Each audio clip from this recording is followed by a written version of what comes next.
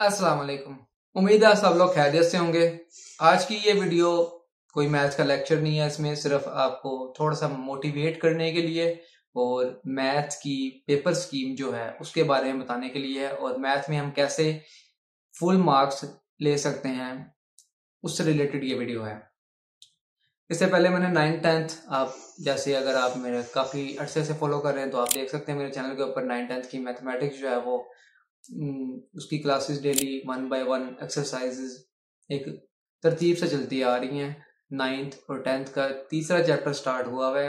अब आज की ये वीडियो बनाने का मकसद ये है कि आप कैसे अपने मैथ के अंदर मार्क्स 75/75 ले सकते हैं। 9th और 10th की बात हो रही है, ये फर्स्ट ईयर सेकेंड ईयर की बात नहीं हो रही। फर्स्ट ईयर सेकेंड ईयर की बात उसके लिए मैं एक नेक्स्ट अलग वीडियो बनाऊंगा। अभी फिलहाल मैंने फर्स्ट ईयर को जो है वो स्किप किया हुआ है क्योंकि 9th 10th के ऊपर मैं फोकस कर रहा हूँ। इसका कंप्लीट हो जाएगा तो इंशाल्लाह हम फर्स्ट ईयर की तरफ वापस आएंगे। पहले मैंने फर्स्ट ईयर स्टार्ट की थी लेकिन बीच में छोड़ दी थी, कुछ मसरूफियात की वजह से, कुछ दूसरी वीडियोज जो है वो उनकी वजह से। दूसरी वीडियोस कौन सी, अगर आप मेरे चैनल के ऊपर देखेंगे तो आपको वीडियो एडिटिंग और ग्राफिक डिजाइनिंग से रिलेटेड भी वीडियोस मिलेंगी। वो इसलिए मैं अपलोड कर रहा हूँ ताकि बच्चे जो हैं वो पढ़ाई के साथ साथ कुछ स्किल भी फ्री में सीख सकें। यहाँ से काफ़ी अच्छे जो है वो आपको यहाँ पे ट्यूटोरियल मिल जाएंगे।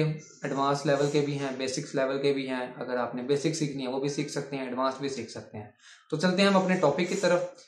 मैथ के अंदर 75 मार्क्स 9th 10th में कैसे बच्चे ले सकते हैं, क्या इसका तरीकाकार है, क्या पेपर स्कीम होती है। अगर 9th के बच्चे जो हैं वो पहली बार पेपर दे रहे हैं तो वो कैसे पहली बार ले सकते हैं क्योंकि उनका फर्स्ट टाइम होगा। और 10th के बच्चों को थोड़ा बहुत आइडिया हो जाता है क्योंकि वो 9th का पेपर देकर आए होते हैं तो उनको आइडिया होता है कि किस किस्म का पेपर आएगा और क्या स्कीम आएगी। तो 9th की पहले बात करते हैं। सबसे पहले 9th, अगर आप 9th क्लास की मैथमेटिक्स को देखें तो इसमें टोटल जो है वो चैप्टर्स की तादाद बहुत ज़्यादा है। 17 चैप्टर्स हैं। इतना जो है वो काफ़ी, मैं ये अपनी तरफ से ये कहूँगा कि बर्डन बहुत ज़्यादा डाल दिया है। अगर एक फेडरल बोर्ड के बच्चे को देखा जाए तो उसके लिए बहुत ज़्यादा बर्डन है क्योंकि उसको 17 के 17 चैप्टर्स करने पड़ते हैं और तब जाके उसका फेडरल बोर्ड में क्लियर होता है। अब अगर सरगोदा बोर्ड में देखा जाए तो आपको 17 चैप्टर्स करने की ज़रूरत नहीं होती क्योंकि चॉइस आपके पास होती है और चॉइस में आपका जो है वो कुछ चैप्टर्स स्किप हो जाते हैं। अगर आप उनको छोड़ भी दें तो आपको कोई नुकसान नहीं होता उसका। अब मैं स्कीम आपको बता देता हूँ स्कीम होती कैसे है और कैसे जो है वो बच्चे इसमें फुल मार्क्स ले सकते हैं अगर सिलेक्टिव तैयारी भी करें सरगोदा बोर्ड के बच्चे। सबसे पहले आपने अगर लॉन्ग क्वेश्चंस कंप्लीट अटेम्प्ट करने हैं थ्योरम को निकाल के तो आपने पहले 4 चैप्टर आप कर सकते हैं जिसमें आपके लॉन्ग जो है वो सारे अटेम्प्ट हो जाएंगे।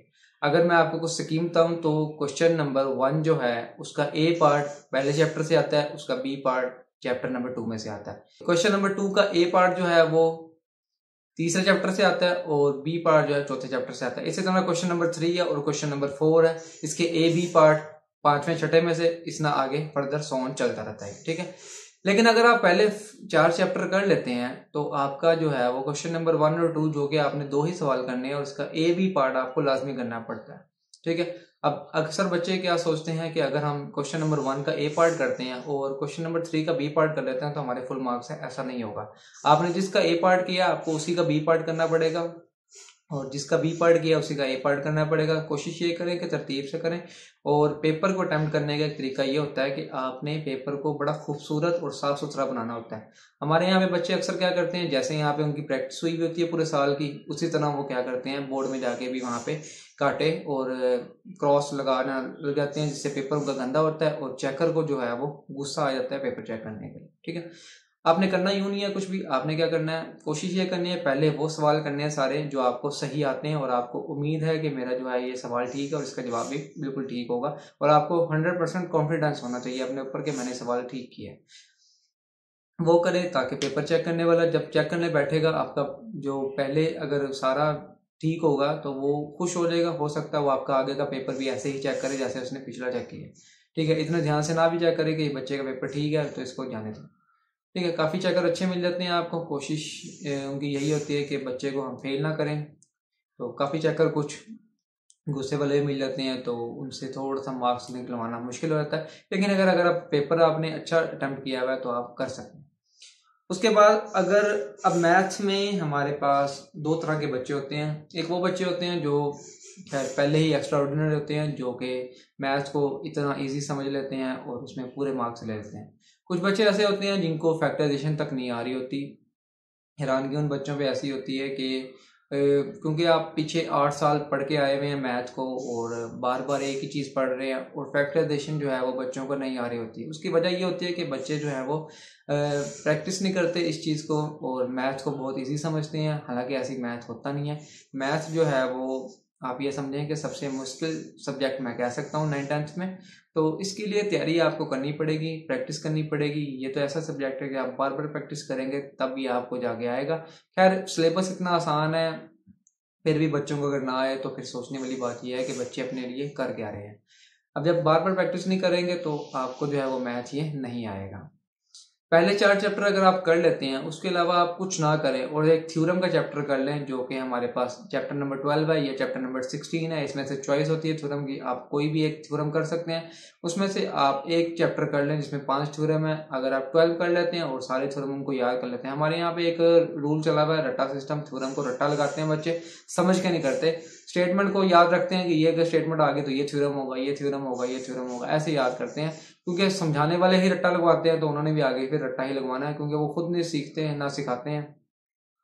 तो ये निज़ाम चलता आ रहा है काफ़ी अर्से से। खैर इसकी तरफ मैं नहीं आ रहा, मैं बात कर रहा हूँ कि आपने अगर चैप्टर नंबर 1 से 4 तक कर लिए हैं और उसके अलावा आप पूरी बुक में, अगर आप एक एवरेज स्टूडेंट है मैथ में, आप सिर्फ पास होना चाहते हैं, 50+ मार्क्स लेना चाहते हैं, तो आपने क्या करना है, फर्स्ट 4 चैप्टर्स करने हैं और एक थ्योरम का चैप्टर करना है। बाकी लास्ट चैप्टर की आपने डेफिनेशन कर लेने ताकि आप आखिरी सेक्शन को कंप्लीट कर सकें जो कि शॉर्ट क्वेश्चन का होगा। ठीक है, तो आपके अच्छे मार्क्स आ जाएंगे।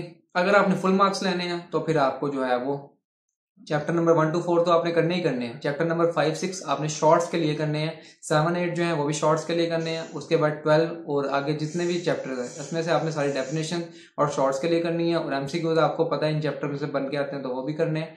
और आपके लॉन्ग जो है वो पहले 4 में से अटैम्प्ट हो जाएंगे और थ्योरम जो है वो आपने 12 या 16 में से कोई आपने करना है वो आप कर सकते हैं।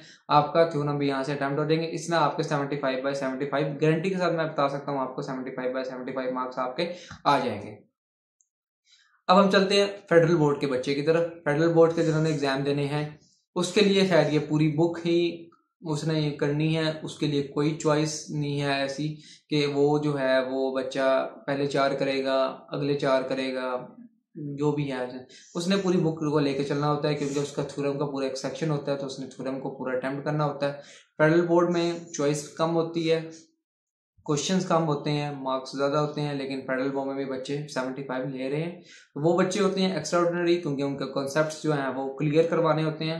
फेडरल बोर्ड का जो है वो मेन मकसद ही यही है कि आपको कॉन्सेप्ट्स क्लियर करवाने, ना कि आपको रट्टा सिस्टम के लेकर तरफ लेके चलना है। खैर हमारा तालीमी निज़ाम ऐसा है, कुछ टीचर ऐसे मिल जाते हैं कि वो उनको जितनी उनकी खुद की बेस होती है वैसे ही बच्चे तैयार करते हैं आगे वो। तो फेडरल बोर्ड में भी बच्चे जो है वो रट्टा सिस्टम को लेके चल रहे होते हैं, लेकिन आप थ्योरम्स कितने रट्टा लगा लेंगे, कितना याद कर लेंगे, तो इसका बेहतरीन हल यही है कि आप थ्योरम्स को भी समझ के करें ताकि आपको जो है वो थ्योरम्स को आगे फर्दर ऑन लेके चलना पड़े। 10th में भी है आगे, फिर आप फर्दर ऑन जब आप मैथ्स को लेके चलेंगे लास्ट तक ग्रेजुएशन तक, तो आपको जो है वो थ्योरम ही थ्योरम से वास्ता पड़ेगा। तो रट्टे को छोड़ के अगर आप समझ के करें तो हो सकता है ये आपको जल्दी समझ आ रहे हैं। स्टेटमेंट का समझने की बात होती है, आधा स्टेटमेंट के ऊपर ही थ्योरम सॉल्व हो जाता है, बाकी आपने सिर्फ वहाँ पे फॉर्मेलिटी पूरी करनी होती है, लिख के वहाँ पे बताना होता है। डायग्राम बनानी है, डायग्राम को देख के आपने सारा कुछ बयान कर देना है वहाँ पे। तो यूं फेडरल बोर्ड के बच्चे के लिए थोड़ी सी मुश्किलात इसलिए हैं क्योंकि उसको पूरी बुक करनी पड़ती है, उसका कोई चॉइस से लेना देना नहीं होता, इतना खास चॉइस में वो छोड़ ही नहीं सकता, तो उसको पूरी बुक करनी ही पड़ती है। तो उसके लिए ज़्यादा मेहनत करनी पड़ती है, इसलिए हमारे सरगोदा बोर्ड की इतनी खास वैल्यू नहीं है बनिस्बत फेडरल बोर्ड के। फेडरल बोर्ड की थोड़ी बहुत वैल्यू है, आप अगर कहीं बाहर भी जाते हैं तो फेडरल बोर्ड की थोड़ी बहुत वैल्यू जो है सरगोदा बोर्ड की निस्बत ज़्यादा है, क्योंकि बच्चे जो हैं वो कंसेप्चुअल निकलते हैं वहाँ से। सरगोदा बोर्ड में कंसेप्चुअल बच्चा ही निकलना बड़ा मुश्किल होता है, क्योंकि हमारे यहाँ के टीचर्स ऐसे नहीं हैं जो कंसेप्ट क्लियर कराने पे ज़्यादा मेहनत करते हैं। वो रट्टे के सिस्टम चलाया हुआ उन्होंने, वो ही लेके चलते हैं। तो इसी तरह हमारा तालीमी निज़ाम जो है वो चलता आ रहा है और आगे भी शायद ये चलता रहेगा। लेकिन सिलेबस बहुत आसान है जिसकी वजह से बच्चे जो हैं पूरे मार्क्स ले रहे हैं। आता जाता बेशक बच्चे को कुछ ना हो, लेकिन मार्क्स पूरे आ रहे हैं। हमें माँ बाप को और हमारे यहाँ की जो जनरेशन है उनको मार्क्स से लेना देना है, उनको ग्रेड से लेना देना होता है, उनको कॉन्सेप्ट से कोई लेना देना नहीं है। तभी आज हम तालीमी शोबे में भी बहुत पीछे हैं। तो ये थी आज की वीडियो का मौजूद, जिसमें आप पूरे मार्क्स कैसे ले सकते हैं। अगर आप पूरे मार्क्स नहीं लेना चाहते और आप एवरेज स्टूडेंट हैं मैथ में, तो आप 50+ मार्क्स भी ले सकते हैं। अगर आप कंसेप्चुअल और खैर कंसेप्चुअल छोड़ दें, आप सिर्फ सिलेक्टिव तैयारी भी करें मैथ में, तो तब भी आप अच्छे मार्क्स ले सकते हैं। 50+ 60 तक आप मार्क्स ले सकते हैं सिलेक्टिव तैयारी के बाद। आगे मैथ्स के लेक्चर्स इस तरह अपलोड होते रहेंगे, गैप वगैरह आते रहते हैं बीच में, कुछ मसरूफियात की वजह से, कुछ जो है वो बाकी वीडियोस की वजह से। तो वीडियोस ऐसे डेली अपलोड होती रहेगी, डेली नहीं तो फिर एक हफ्ते बाद या हफ्ते में 1 वीडियो 2 वीडियो, जैसे भी अपलोड जो मुझे टाइम मिलेगा मैं उसमें अपलोड करता रहूँगा। बाकी अगर उनमें से कोई क्वेश्चन आपको नहीं समझ आता तो आप जो है वो नीचे कमेंट सेक्शन बना हुआ है, आप वहाँ पे बता सकते हैं हमसे ये फलां क्वेश्चन नहीं हो रहा। वैसे कोशिश मेरी यही होती है कि मैं मुश्किल सारे पार्ट जो हैं वो खुद करूं और सिमिलर पार्ट्स आपको दे दूं, ताकि आपके लिए भी होम असाइनमेंट साथ साथ बनती रहें। अगर सारे सवाल मैं करवाने बैठूंगा वीडियो काफ़ी लेंथी हो जाएगी, फिर आपने वीडियो की लेंथ देख के ही वीडियो को देखना छोड़ देना है। तो अभी जो है वो वीडियो 20 मिनट 25 मिनट 30 मिनट तक की होती है, वीडियो ज़्यादा लंबी नहीं बनती, क्योंकि मैथ्स के सवाल को कंसेप्चुअल बनाने में और कंसेप्ट सारा समझाने में टाइम लगता है, तो इसलिए वीडियो थोड़ी लेंथी हो जाती है। ठीक है, तो इससे आपने नहीं घबराना, आपने जो है वो क्या करना है, वीडियो को पूरा देखना है, लास्ट तक देखना है, ताकि आपको हर चीज़ की समझ आए, हर सवाल जो है उसकी समझ आए, और जो पार्ट्स रह जाते हैं वो आप खुद सॉल्व करें। खुद जब तक नहीं करेंगे कभी भी नहीं आएगा। मैथ्स जितना मर्जी अच्छा टीचर आ जाए आपको समझा रहा हो, समझाने तक आपको आता रहेगा, लेकिन जब तक आप खुद नहीं करेंगे तब तक आपको कभी नहीं आएगा, क्योंकि प्रैक्टिस जब तक आप नहीं मैथ्स की करेंगे आपको कभी भी ये मैथ्स नहीं आएगा। अगर हम खुद टीचर्स मैथ को पढ़ाना छोड़ दें तो हो सकता है कि हम भी ये भूल जाएं। 1 साल 2 साल 3 साल का गैप के बाद अगर हम भी ये जो है वो दोबारा मैथ देखें तो हो सकता है हमें भी ये सवाल जो है वो करने में मुश्किलात का सामना करना पड़े। तो उम्मीद करते हैं वीडियो आपको कंप्लीट पसंद आई होगी। अगर आपको वीडियो अच्छी लगी है तो वीडियो को लाइक कर दें, शेयर कर दें, और चैनल पे अगर आप न्यू आए हैं चैनल को सब्सक्राइब कर लें, ताकि इस तरह की मज़ीद वीडियो जो है वो आपको बर वक्त मिलते रहें।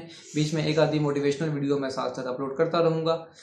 मिलते हैं ऐसी मज़ीद वीडियोस के साथ नेक्स्ट वीडियो में, तब तक के लिए अल्लाह हाफिज़।